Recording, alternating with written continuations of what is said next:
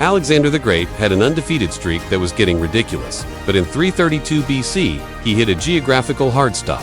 The island city of Tyre. Tyre was invincible. Half a mile of deep, open water protected their 150-foot seawalls. They had the ultimate naval defense.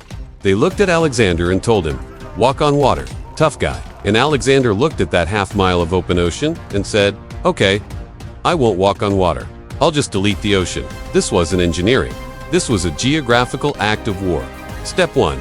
He ordered his army to tear down the entire old city of Tyre on the mainland and turn every temple, house, and wall into raw construction materials. Step 2. He sent thousands of men into the Lebanon mountains to violently clear-cut entire forests of massive cedar trees. This is where geography glossed.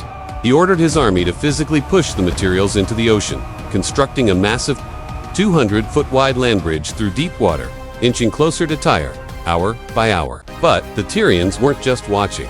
They launched a full-scale naval assault.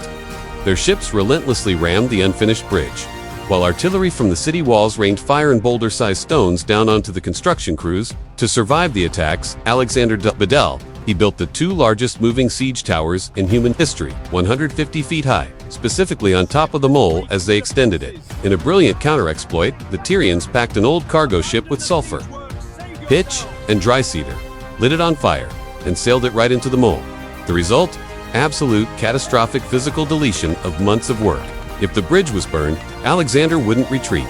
He just built a new one, wider, stronger, and protected by his own massive naval blockade.